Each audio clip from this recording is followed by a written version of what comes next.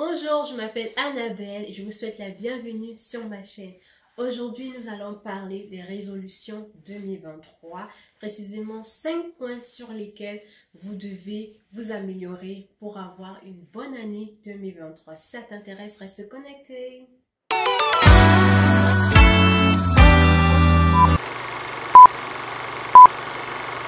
Alors, je ne saurais parler de ces 5 points sans regarder dans mes notes. Donc, j'ai mon cahier de notes où j'ai noté les grands points pour qu'on puisse en discuter ensemble. Alors, on va parler de 5 grands points sur lesquels vous devez vous améliorer pour réussir votre année 2023. Sur le plan spirituel, premièrement, sur le plan financier, sur le plan de la santé, sur le développement personnel et ensuite le social. Alors, sans plus tarder, je vais commencer avec le premier point. Alors, le plan spirituel, c'est sans ordre en particulier, hein. Je commence juste avec le spirituel. Sur le plan spirituel, la nouvelle année, quand on commence une nouvelle année, c'est une opportunité, selon moi, hein, que Dieu nous donne en fait de se rapprocher de lui, de revenir à lui si on s'était éloigné de lui. Parce qu'il y en a qui n'ont pas pu arriver à la nouvelle année. Donc, quand toi, tu as cette grâce d'entrer dans une nouvelle année, c'est l'opportunité pour toi de faire le point sur ta relation avec le Seigneur. Donc, te rapprocher de lui si tu t'étais éloigné. Et si tu es toujours resté avec lui, en fait, il y a améliorer, grandir, en fait, dans ta relation avec lui, être plus intime avec le Seigneur. Alors, pour ça, il y a 3 choses à prioriser pour cette année. Il y a prioriser le Saint-Esprit. Ta relation avec le Saint-Esprit, apprendre à rester en communion avec le Saint-Esprit pour toujours entendre de lui. Parce que franchement, tu ne peux pas vivre ta vie chrétienne sans avoir le Saint-Esprit, sans l'avoir comme allié, sans l'avoir comme meilleur ami. Parce qu'il t'aide dans les décisions les plus simples, comme par exemple comment t'habiller. Il t'aide dans toutes les décisions que tu dois prendre. Donc, en début d'année, vraiment travaille sur cela pour que chaque décision que tu auras à prendre pour le long de l'année, que le Saint-Esprit soit ton guide. Ensuite, prioriser la parole de Dieu, c'est-à-dire passer beaucoup de temps à lire la parole de Dieu.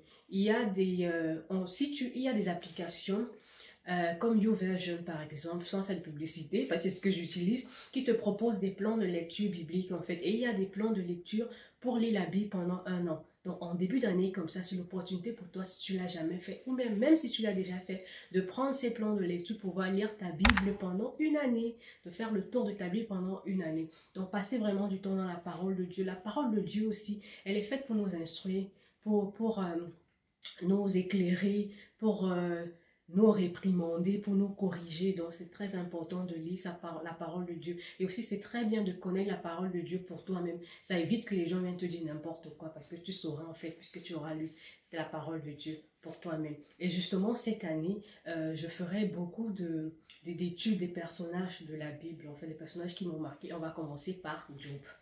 Voilà. Alors, et le troisième point, c'est apprendre à correctement utiliser le nom de Jésus. On utilise le nom de Jésus en vain. Alors qu'il y a une façon d'utiliser le nom de Jésus pour obtenir les résultats. Oui, c'est un nom qui nous a donné, le nom au-dessus de tout nom. Et quand tu mentionnes ce nom-là, les genoux fléchissent. Mais pourquoi les genoux fléchissent? Il faut savoir utiliser ce nom. L'autorité que tu as reçue de pouvoir utiliser le nom de Jésus, il faut donc savoir comment mettre cela en pratique. Donc il y a une manière d'utiliser le nom de Jésus pour avoir les résultats. Arrêtons d'utiliser le nom de Jésus en vain. Oh Jésus, oh Jesus, Jésus. Non, on n'utilise pas son nom en vain. On apprend à l'utiliser. L'utiliser à la fin de ta prière au nom de Jésus-Christ, j'ai prié. L'utiliser quand tu es en train de t'adresser à lui. Parler de ses merveilles, de ses bontés, le remercier en action de grâce, c'est Seigneur Jésus. Et maintenant, quand tu parles de lui à quelqu'un, par exemple, tu conduis quelqu'un à Christ, tu peux parler de Jésus, tu peux parler de lui en disant Jésus ou Jésus-Christ, ok? Alors, sur le plan financier, oh my God, je pense que la plupart de vous sont déjà au courant. En 2023, on ne peut plus vivre uniquement de son salaire, de ce qu'on gagne par mois. On ne peut plus. Il faut avoir des différentes sources de revenus. Donc, il faut varier, il faut investir et savoir investir intelligemment, d'où le rôle du Saint-Esprit qui va vous aider en fait à investir intelligemment. Après, se documenter, hein, il y a plein de vidéos sur Internet sur les différentes activités à faire pour avoir plus de revenus. Et le Saint-Esprit, bien évidemment, va vous guider à choisir ce qui va marcher pour vous et quand est-ce que vous devez commencer, comment est-ce que vous devez commencer, d'où viendront les fonds et ainsi de suite. Voilà. Alors, sur le plan de la santé, c'est très très important de prendre soin de nous. Prenons soin de nous. Il y a des morts qui auraient pu être évitées parce que si les gens avaient un peu mieux pris soin d'eux en fait. Donc, n'hésitons pas à faire les check-ups. À l'hôpital pour faire des check-ups, c'est bien. Et également, prendre soin de soi, de ce qu'on mange déjà. Essayer de manger sainement cette année et de pratiquer une activité sportive. Ça peut être que la marche, ou bien tu peux aller en salle de sport, ou bien tu peux courir, mais pratiquer une activité sportive pour se maintenir toujours en mouvement et en forme. Alors, sur le développement personnel, sur nous maintenant, il doit y avoir un changement entre le toi de l'année dernière et le toi de cette année. Il y a des livres, il y a une panoplie de livres en fait sur le développement personnel. Et puis, tu peux avoir des sujets clés en fait sur lesquels tu aimerais apprendre. Quand par exemple travailler sur sa personnalité, si tu es quelqu'un qui a un fort tempérament, tu peux travailler dessus en fait. Il y a des exercices à faire pour apprendre à te calmer, à être posé avant de prendre la parole et à savoir parler dans le respect, sans manquer de respect aux autres. C'est pas quand tu cries en fait qu'on t'entend, mais tu prends sur toi, tu réfléchis avant de délier ta langue et de parler. Et s'assurer toujours que les choses qu'on dit, qui sortent de nos bouches, c'est pour édifier les autres. Ça ne sert à rien de toujours chercher à blesser les gens. Franchement, ça ne t'élève pas non plus. Donc, ça ne sert à rien de le faire. Donc, toujours chercher à édifier les autres. Et quand quelqu'un est avec toi et quand la personne part de ta présence, en fait, n'est plus avec toi, qu'il ait gagné quelque chose, en fait, en étant avec toi, qu'il ait appris quelque chose en étant avec toi. Donc, le développement personnel, c'est très important. Travailler sur le retard, si tu es quelqu'un, par exemple, de toujours en retard, un retardataire, tu travailles dessus, tu améliores cela cette année. Moi, par exemple, je sais pas, j'ai cette manie à sortir de la maison à la dernière minute. Donc, ce que moi je fais, c'est que sur mon téléphone, j'avance un peu de quelques minutes. Comme ça, je ne sors pas à la dernière minute pour aller prendre, à la dernière seconde pour aller rattraper le bus.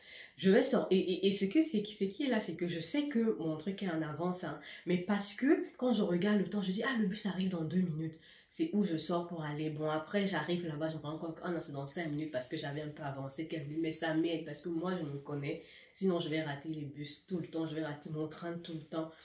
Et donc, c'est comme ça que je fais pour m'aider également.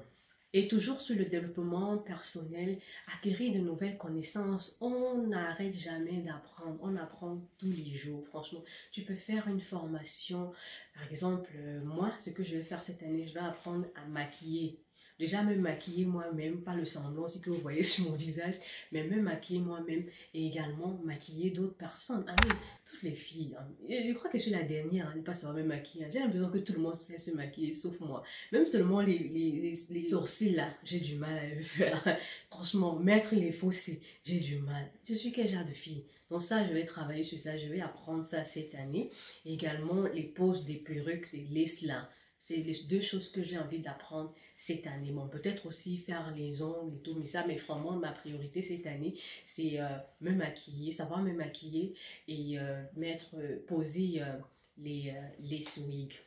Alors, donc ça peut être, je sais pas, ce que tu vas apprendre, hein, ça peut être même, par exemple, tu veux t'améliorer en informatique, tu veux t'améliorer dans Word, Excel, tu veux t'améliorer dans le développement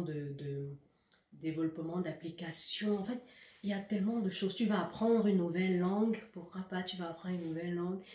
Donc, cherche quelque chose qui va apporter un plus en fait dans ta vie, dans ton CV. Voilà. On cherche un plus. Elle cherche à apprendre quelque chose qui va t'apporter un plus. Alors maintenant, mon dernier point, c'est le social, sur le plan social.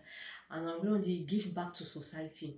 Donc oui, tu as réussi, oui, tu as tout ce que tu veux. Maintenant, comment est-ce que tu peux aussi être d'une grande utilité à d'autres personnes, à la société, à ta commune, à ton quartier, les écoles de ta ville. Donc, il faut savoir redonner à la société. Ça peut être faire des dons aux personnes nécessiteuses. Ça peut être faire du bénévolat par exemple, si tu es ici, tu pars au secours catholique, tu fais du bénévolat. Il y a des gens qui ont... on a besoin des gens, par exemple, pour donner des cours d'alphabétisation aux étrangers qui sont ici. Là, c'est dans le cas de la France, hein, et qui ne parlent pas français. Tu peux aider dans ce sens-là. Chercher à faire quelque chose pour faire plaisir aux gens dans la société. Voilà, alors donc voilà les 5 plans ou points sur lesquels je pense que si on s'améliore là, on pourra avoir une meilleure année 2023. Donc si tu as autre chose à ajouter, n'oublie pas de les dire en commentaire. Et si tu as aimé la vidéo, n'oublie pas de nous donner un j'aime et de t'abonner si ce n'est pas encore le cas. Et on va se retrouver dans une autre vidéo. Bye!